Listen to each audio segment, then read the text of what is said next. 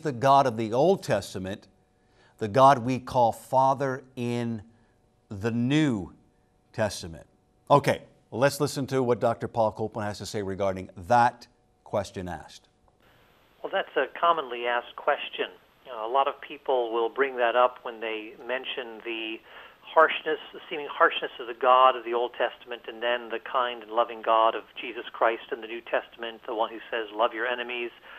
Well, interestingly, the title Father is used of God primarily in the Old Testament as God the Father of Israel. But Jesus introduces God uniquely for the first time as the individual Israelites or individual believers' Father.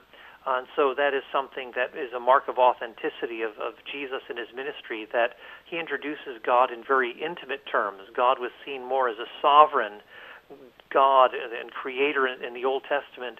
But in the New Testament, we see that there is also God who is an intimate Father of the individual believer. And so Jesus is introducing that, but again, without repudiating that he was the God of Israel and also a God of judgment in the Old Testament. Interestingly, Jesus, as the revelation of God, God in the flesh, we talk about God incarnate, that Jesus is both God and man. That is, because human beings are created in the image of God, that is, we share certain attributes in limited ways from God. It is possible that God can become human by sharing in those essential attributes of what make us human. Jesus himself said, "The one who has seen me has seen the Father."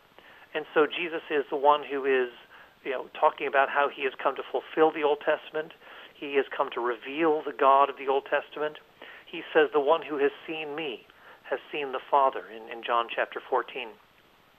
Interestingly, also, the God who judged the nations in the Old Testament is the God and Father who judges the nation of Israel. He judges the nation of Israel in the fall of Jerusalem and the destruction of Israel as a nation in AD 70.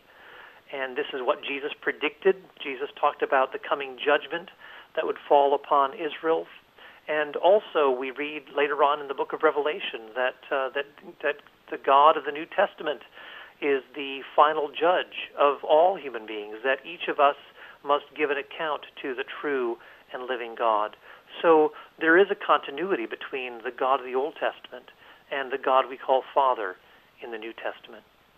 Point is, the God of the Old Testament is the God that we call Father in the New Testament. Now,